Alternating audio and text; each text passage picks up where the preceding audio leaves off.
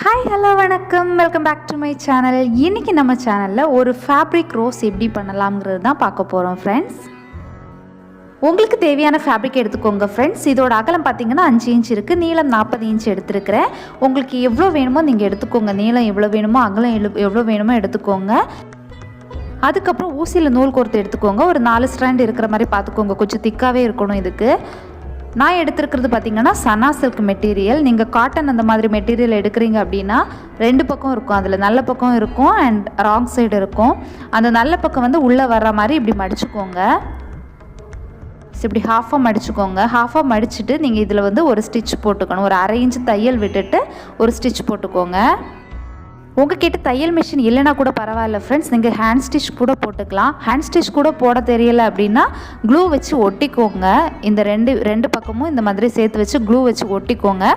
இதுக்கப்புறம் நம்ம வந்து நல்ல பக்கம் வெளியே வர்ற மாதிரி துணியை வந்து திருப்பிக்கணும். உங்கள் விரலில் திருப்பிக்கோங்க.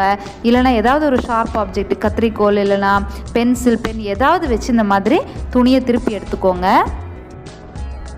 விட்டு அதிகமாக இருக்கிறதுனால நீங்கள் கையாலே திருப்பிக்கலாம். விட்டு வந்து ரொம்ப கம்மியாக இருந்துச்சுன்னா நம்ம டோரி ப்ரிப்பேர் பண்ணோம் இல்லையா, அந்த மாதிரி நீடில் அண்ட் த்ரெட் யூஸ் பண்ணி தான் நம்ம திருப்ப வேண்டியதாக இருக்கும். இது வந்து கையாலே நம்ம ஈஸியாக திருப்பி எடுத்துடலாம். இப்போ பார்த்தீங்களா, அழகாக திரும்பி வந்துருச்சு. நல்ல பக்கம் வெளியே வந்துருச்சு நமக்கு. இப்போ நம்ம ஃப்ளவர் பண்ணுறதுக்கு ஆரம்பிக்கலாம். இதோட ஒரு சைடு எடுத்துக்கோங்க. அந்த டியூபோட ஒரு சைடு எடுத்துகிட்டு அதை இந்த மாதிரி ஒரு 2 வாட்டி இல்லைனா ஒரு 3 வாட்டி இந்த மாதிரி ரோல் பண்ணி எடுத்துக்கோங்க. எதுக்காகனா நம்ம சைடு வந்து ஸ்டிச் பண்ணாமல் விட்டுருக்குறோம், அது வெளியே தெரியக்கூடாது. அதை சீல் பண்ணி எடுக்கிறதுக்காக தான் இந்த மாதிரி ரோல் பண்ணி எடுத்துருக்குறோம். 2 இல்லைனா 3 வாட்டி இந்த மாதிரி நீங்கள் ரோல் பண்ணி எடுத்ததுக்கப்புறம் ஃப்ரண்ட்டில் வந்து ஒரு ட்ரையாங்கிள் ஃபார்ம் ஆகுற மாதிரி இந்த மாதிரி நீங்கள் மடிச்சுக்கணும். நீங்கள் ரோல் பண்ண இடத்துல இருந்து ஒரு முக்கோண வடிவத்தில் இந்த மாதிரி உங்களுக்கு கிடைக்கணும். அது மாதிரி மடித்து போட்டுக்கோங்க.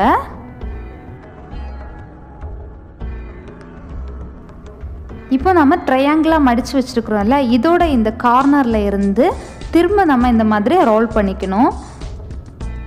ஸோ இந்த இடத்துல இருந்து திரும்ப ஒரு வாட்டி ரோல் பண்ணிக்கோங்க. இப்படி ரோல் பண்ணிவிட்டு இந்த ட்ரையாங்கிள் நம்ம ஃபார்ம் பண்ணி வச்சுருக்குறோம் இல்லையா, இந்த ட்ரையாங்கிள் முடிகிற வரைக்கும் இந்த மாதிரி ரோல் பண்ணிகிட்டே வாங்க.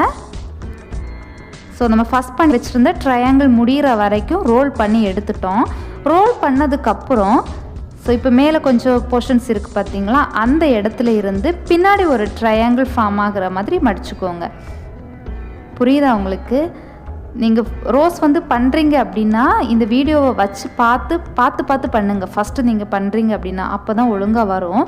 இந்த மாதிரி பின்னாடி நீங்கள் வச்சுட்டு திரும்பவும் இதை வந்து ரோல் பண்ணிகிட்டே வாங்க.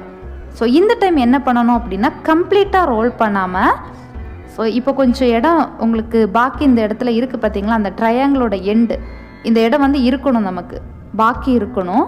ஸோ கம்ப்ளீட்டாக நீங்கள் வந்து ட்ரையாங்கிள் ஃபுல்லாக நீங்கள் வந்து ரோல் பண்ணக்கூடாது. இந்த மாதிரி கொஞ்சம் பாக்கி வந்ததுக்கப்புறம் திரும்பவும் ஒரு ட்ரையாங்கிள் ஃபார்ம் பண்ணுங்கள். பின்னாடி ஃபார்ம் பண்ணணும், பின்னாடி மடிக்கணும். நீங்கள் துணியை பின்னாடி மடிச்சுட்டு திரும்பவும் இதே மாதிரி ரோல் பண்ணுங்கள். இதுதான் நம்ம வந்து இந்த ஃப்ளவர் முடிகிற வரைக்கும் இதே ப்ராசஸ் தான் பண்ணிக்க போகிறோம்.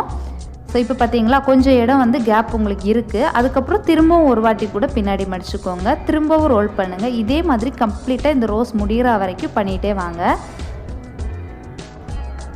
ஃபஸ்ட் டைமாக நீங்கள் என்ன ஒரு ப்ராஜெக்ட் பண்ணுறீங்க அப்படின்னாலும், தையலாக இருக்கலாம், இல்லை இந்த மாதிரி ஒரு ஃப்ளவர் பண்ணுற மாதிரி ஒரு ப்ராஜெக்டாக இருக்கலாம், என்ன பண்ணாலுமே ஃபஸ்ட்டு வந்து காட்டன்லேயே ட்ரை பண்ணுங்கள். காட்டன் ஃபேப்ரிக்லேயே ட்ரை பண்ணுங்கள். ஏன்னா காட்டன் வந்து நீங்கள் செய்கிறதுக்கு ஈஸியாக இருக்கும். இந்த மாதிரி சாட்டின் கிளாத் இல்லைனா இந்த மாதிரி சனா சில்க் இதெல்லாம் எடுத்திங்கன்னா கொஞ்சம் உங்களுக்கு பண்ணுறதுக்கு கஷ்டமாக இருக்கும். ஈவன் ப்ளவுஸ் தைக்கும் போதே அப்படி தான். ஃபஸ்ட்டு வந்து காட்டனில் தான் நம்ம தைச்சி படிப்போம். ஸோ அதுக்கப்புறம் தான் இந்த மாதிரி பூனம் கிளாத் இதெல்லாம் நம்ம வந்து செய்ய முடியும். காட்டன் நீங்கள் படித்தா மட்டும்தான் மற்ற ஃபேப்ரிக்கில் வந்து அது ஒழுங்காக வரும்.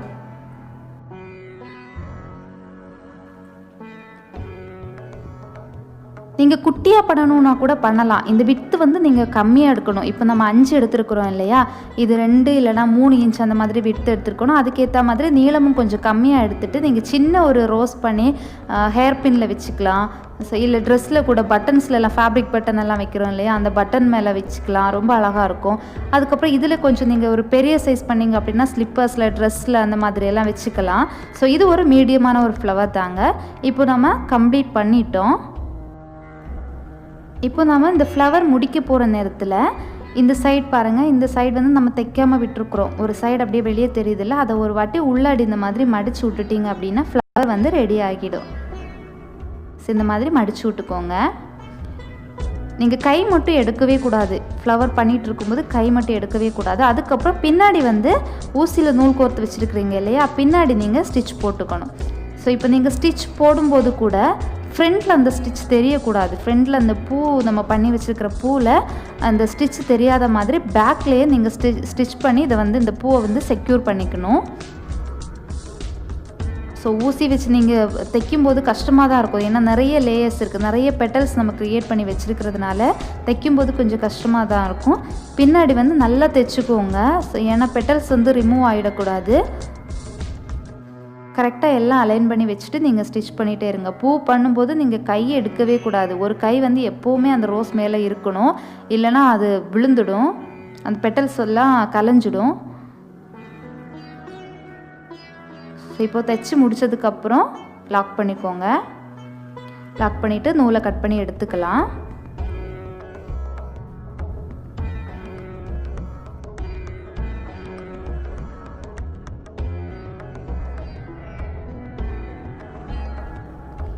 இப்போ நமக்கு ரோஸ் ரெடி ஆயிடுச்சு. நிஜ ரோஸ் மாதிரியே இருக்குது பார்த்தீங்களா?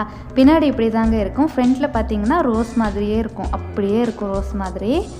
இது நீங்கள் ட்ரெஸ்ஸில் வச்சுக்கோங்க, ஹேர் பின்னில் வச்சுக்கோங்க, குழந்தைங்களுக்கான ஹேர் போவில் வச்சுக்கலாம், ஸ்லிப்பர்ஸில் வச்சுக்கலாம், எப்படி வேணாலும் இது நீங்கள் யூஸ் பண்ணிக்கலாம். நான் வந்து ஒரு குழந்தைக்கு ஒரு ஃப்ராக் பண்ணியிருக்கிறேன், அதில் வந்து இந்த ஃப்ளவர் வந்து செஞ்சு வச்சுருக்கிறேன். உங்களுக்கு இந்த வீடியோ பிடிச்சிருந்துச்சுன்னா லைக் பண்ணுங்கள், ஷேர் பண்ணுங்கள், சப்ஸ்கிரைப் பண்ணுங்கள். தேங்க்ஸ் ஃபார் வாட்சிங்.